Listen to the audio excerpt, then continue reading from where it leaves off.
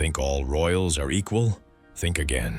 In the world of nobility, there's a brutal power ladder where one wrong move could cost you everything. A baron kneels to an earl bows to a duke, and even dukes must show deference to those above them. Today, we're ranking every major European royal and noble title from the weakest to the absolute most powerful. By the end of this video, you'll understand exactly who has real power and who's just wearing a fancy hat.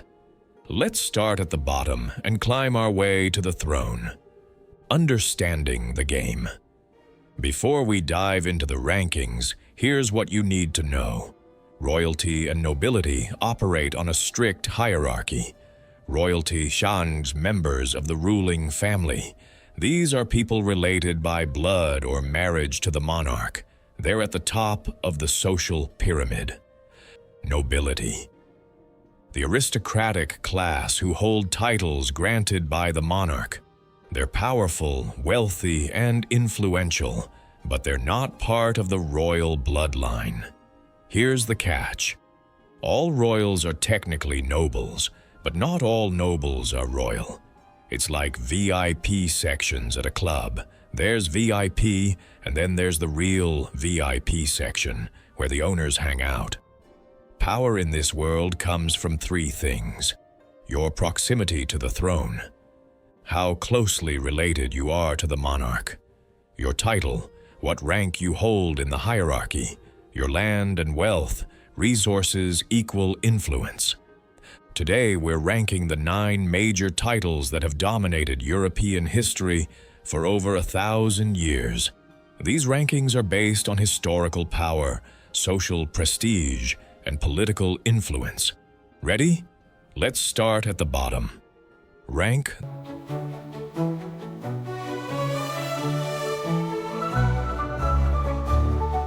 Number 9. Baron, Baroness, the entry level. At rank number 9, the lowest rung on the noble ladder, Baron or Baroness. Now, before you think lowest means weak, let me be clear. Even this bottom-tier noble title puts you in the top 1% of historical society. Barons were still incredibly powerful in their local regions. What barons controlled, large estates and farmlands, local courts and justice systems, tax collection from their territories, small private militias. The word baron comes from Latin baro, meaning warrior or man. In medieval times, barons were the king's military backbone. They provided soldiers and fought in wars in exchange for their land grants. How to address them? Lord or Lady, plus their surname. Baron Smith becomes Lord Smith. Fun fact, in the modern British House of Lords, barons actually make up the largest group of peers. So while they rank lowest in the hierarchy, they still wield significant political power today. Power level, local influence, wealthy landowners, but limited reach beyond their own territories. You're a big fish, but only in a small pond. Rank number 8, Viscount, Viscountess, the middlemen. Climbing to rank number 8, Viscount and Viscountess, pronounced VY Count, not VIS Count. Viscounts are the middle managers of the noble world. The title literally means vice count, essentially a deputy or assistant to an earl or count. Original purpose: viscounts were appointed to manage territories when earls couldn't be everywhere at once. Think of them as regional administrators with noble status. Why they rank here? They sit in that awkward middle ground, more prestigious than a baron, but clearly subordinate to earls and above. Not quite powerful enough to be major players in national politics, but respected nonetheless. Modern usage. In Britain, Viscount is often given as a courtesy title to the eldest son of an earl while his father is still alive. It's like an apprenticeship, learning how to be a noble before inheriting the real title. How to address them. Viscount surname. formally, or just Lord in casual conversation. Power level, regional administrators with moderate influence. You've got status and respect, but you're still following orders from above. Rank number 7. Earl, Count, and Countess, the regional powerhouses. Now we're getting serious. Rank number 7. Earl, British, or Count, Continental Europe, and Countess. This is where nobility starts wielding real regional power. Etymology mystery. Earl comes from Old Norse Jarl, thanks to Viking influence in England, while Count comes from Latin comes. After 1066, the Normans brought the French system to England, but the English stubbornly kept saying Earl. However, they did adopt Countess for the female version, which is why an earl's wife isn't an earless. Language is weird. What earls controlled: entire counties or large regions, their own courts and legal systems, private armies of significant size, major tax revenues, regional trade and commerce. Earls essentially ran mini kingdoms within the kingdom. They were the glue holding the feudal system together. Historical impact. The Earl of Warwick during the Wars of the Roses was literally called the Kingmaker. He had enough power and resources to depose kings and install new ones. That's the level of influence we're talking about. How to address them. Earl of Territory, like Earl of Wessex or Earl of Derby. Power level, major regional authority with the ability to influence national politics. You're not making all the decisions, but kings definitely need to keep you happy. Rank number 6. Marquess, Marchioness, the elite defenders. Breaking into the top tier at rank number 6, Marquess, British, or Marquis, European, and Marchioness. This is where titles become rare. In all of Britain today, there are only about 34 marquessates. You're in ultra-exclusive territory now. Why this title exists? Marquess comes from French marquis, meaning ruler of a march being a borderland or frontier zone. These were the most dangerous strategic territories in the kingdom. The job description: Marquesses defended the edges of the realm, border regions constantly under threat of invasion. Because of this, they needed larger armies than regular nobles, more autonomy to make military decisions, greater wealth to maintain defenses, unquestionable loyalty to the crown. Think of them as the kingdom's military governors of the most critical zones. Why they outrank earls.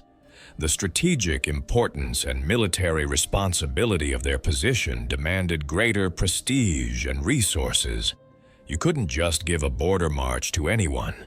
It required someone truly powerful and trusted. How to address them. Marquess of territory or Lord casually.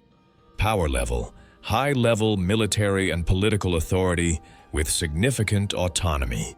You're in the inner circle of power, trusted with the kingdom's security. Rank number 5.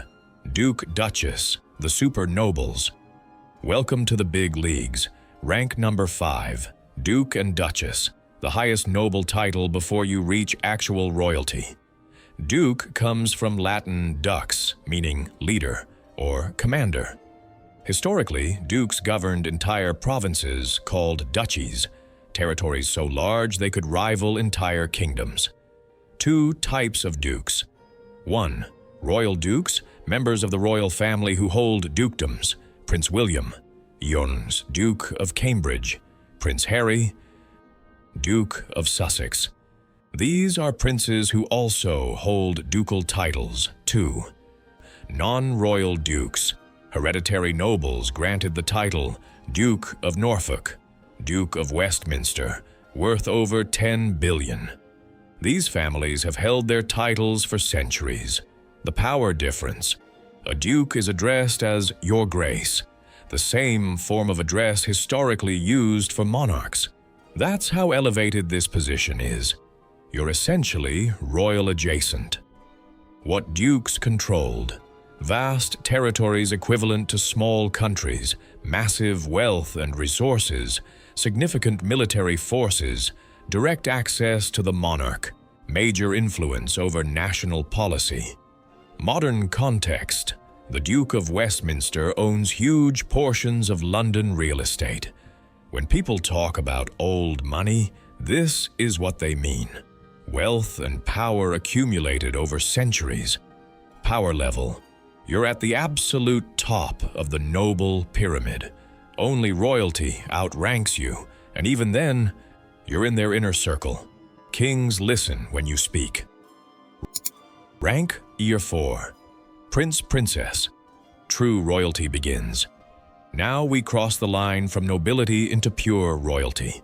Rank number 4. Prince and Princess. But here's where it gets complicated. Not all princes are created equal, and being called prince doesn't automatically make you powerful. Types of princes. 1. Prince, Princess of the blood. Direct royal descendants. In Britain, the monarch's children, grandchildren through sons, and great-grandchildren through the direct line. These are born royals. 2.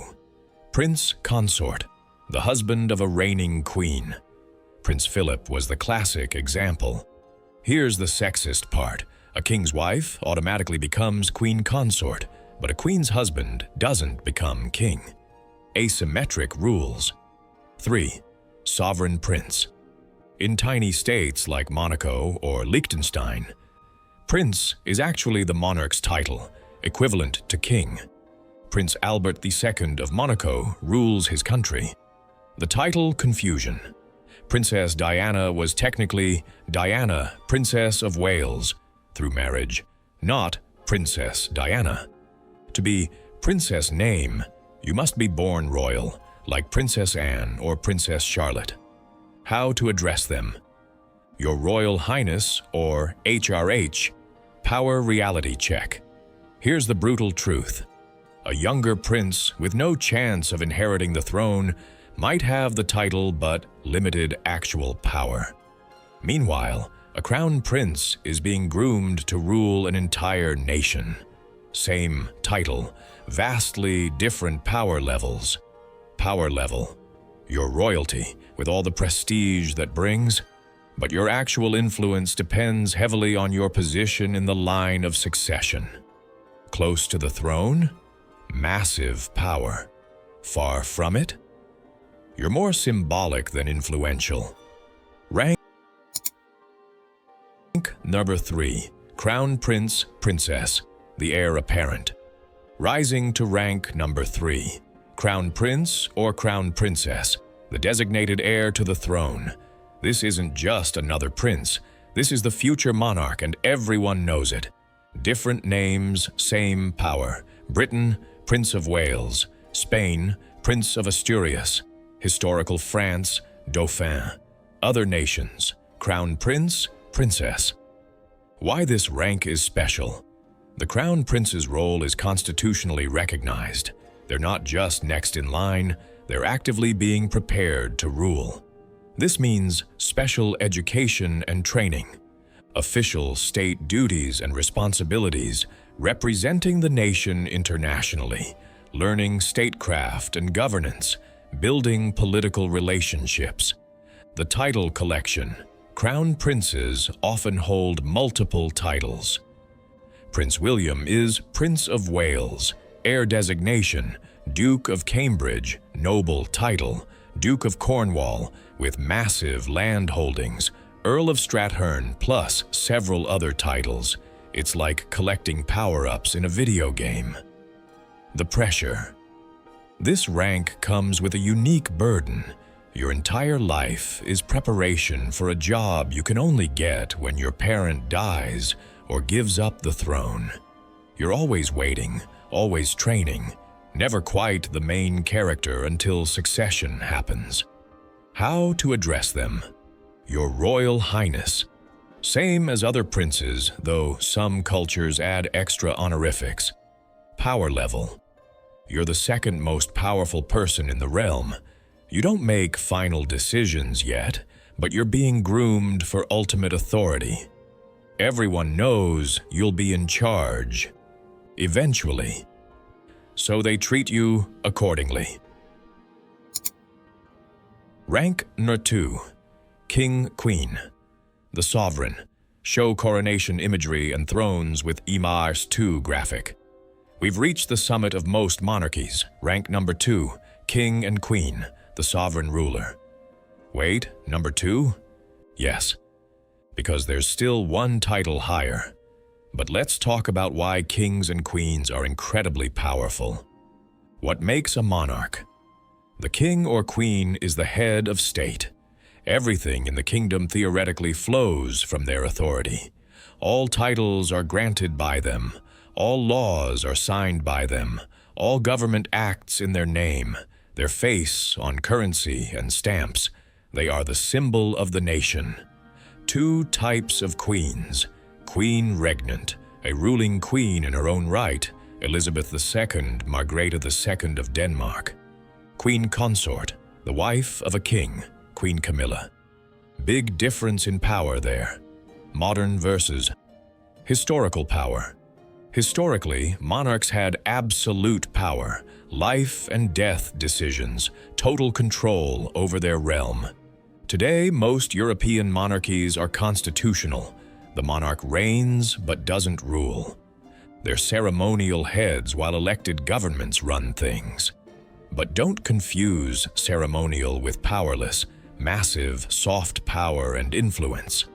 Constitutional reserve powers can dismiss governments in crisis, diplomatic authority, cultural and social leadership, unity symbol for the nation. Additional roles.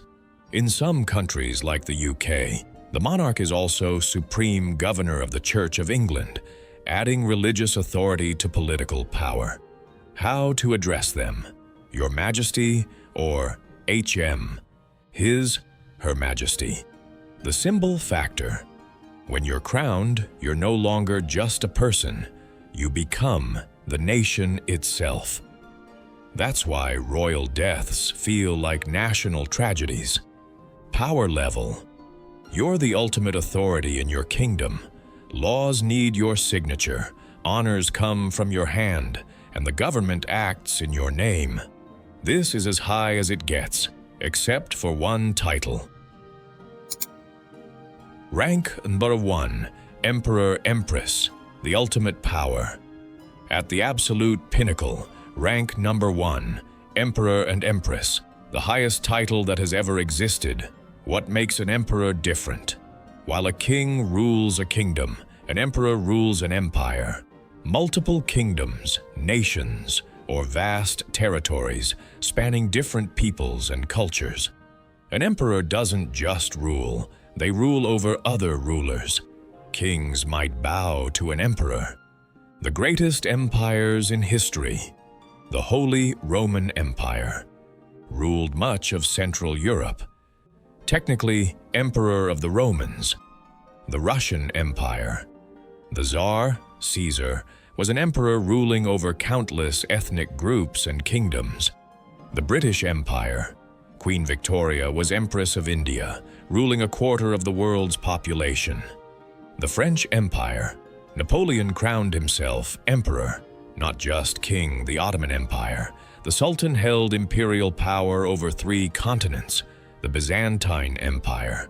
Continuation of the Roman Empire for 1,000 years after Rome fell.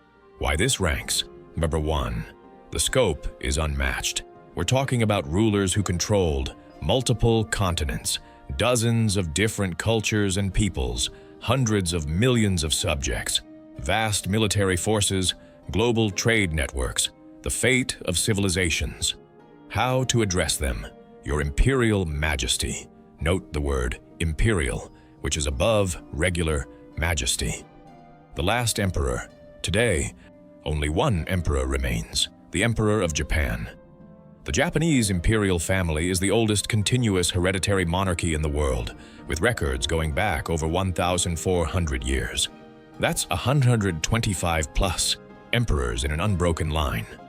After World War II, most empires dissolved. Germany lost its empire after Russia's fell in the 1917 revolution. Austria-Hungary collapsed after WWI. The British Empire became the Commonwealth. Ottoman Empire ended in 1922 power level. This is the absolute peak. An emperor's word could reshape the world. They didn't just rule a country, they ruled an empire of countries. This is power on a scale we can barely imagine today.